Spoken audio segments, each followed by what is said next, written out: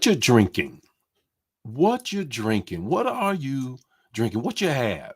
So many times when you belly up to a bar in your previous life, and for some of you, maybe even in this life, the question is raised, what you drinking, what you gonna have, or you're at the barbecue and there's the cooler over there full of soda, bottles of water, and someone asked the question, what do you want to drink? What do you want to drink? Good morning, everybody. It's time for Morning Manna. And I got a word for you on this morning. And it just comes out of this whole thing about our humanity that requires us to quench the thirst that we have, our thirst for living.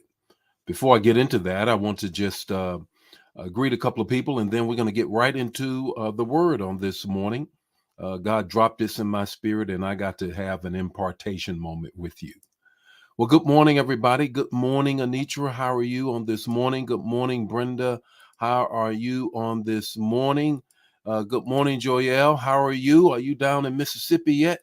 Good morning, Gloria. How are you on this morning? Good morning, Erica. How are you on this morning? Carolyn, where you been?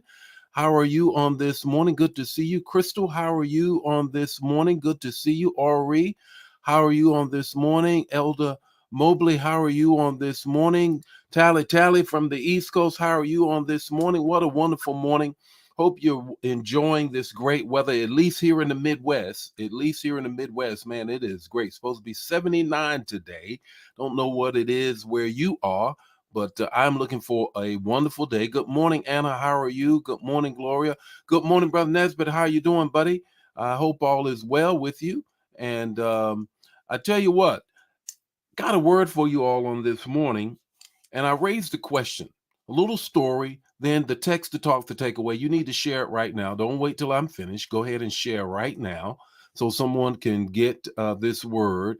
Yes, we miss you too, Joel. We miss you too as well, but you're still connected and get as many people as you can to get connected with us. 5 minutes or less. Let me get right into this word because I got an impartation for you on this morning. A couple of days ago, I was doing a podcast with a life changer, still connected, but no longer here in the area, and still considers herself a life changer. Well, as I was preparing, I did my homework, read her bio. She's a professional person and all of that. And at that point, one of the things in her bio was she enjoys certain drinks. Well, okay. So I don't think she was ready for her pastor, her bishop, to ask her what was her favorite drink. Well, she was kind of taken aback, but hey, it was in her bio, so I went for it. We had a good laugh and everything. The podcast wasn't about me judging her, but it raised the question. It raised the question in my mind, and the text that we will talk about is the thirst that we have for life.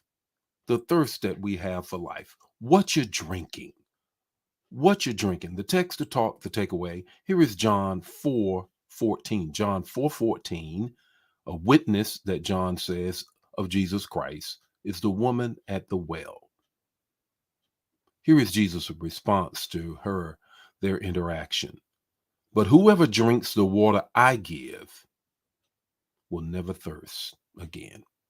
Whoever drinks the water I give will never thirst again. Now, before you indict, incriminate, judge the woman at the well, pull back and look at her through the lens of humanity. Look at her through the lens of humanity. All humanity requires that we drink to quench our thirst. The question is, what will we drink? What will we drink? Three things I want to share about this text. The first thing is that clearly she's wounded. 5 husbands. You got to have some wounds from one or two or three or maybe all of the relationships. Clearly, she's wounded. And when you're wounded, you're going to look for some balm for the wounds that you have. Out of her humanity, I also believe she was watching her back. You already know the text. She gets there around noon, midday. That's not when women commonly would go draw water for their homes. They would do it early. She wanted to avoid any interaction with anyone that would want to raise the wounds that she has had. It's her humanity. It's her humanity. Back off. Don't come for her. Look at her through the lens of your own humanity. She's wounded. She's watching. And you got to know she's weary. She's weary looking for a well. She's weary looking for a well. I want you to grab something here. Clearly, the humanity that is really calling her out to say, quench the thirst, is a deep desire to be loved. And then she runs up on the one that can give her more love than anybody else. I raised this question this morning. What you drinking? Here's your takeaway this morning. Here's your takeaway. It's kind of long. I want you to grab it. It's not if you are thirsty. It's what well are you drinking from? And Jesus is a well, a reservoir of love that will never go dry. He will quench your thirst without any question about it. Wounded, watching, weary, go to the well called Jesus and watch him quench your thirst. Hey, the Lord be with you today. May his face shine upon you and give you peace. Share the manna. If it bless you, bless somebody else. Don't keep it to yourself. Bye now.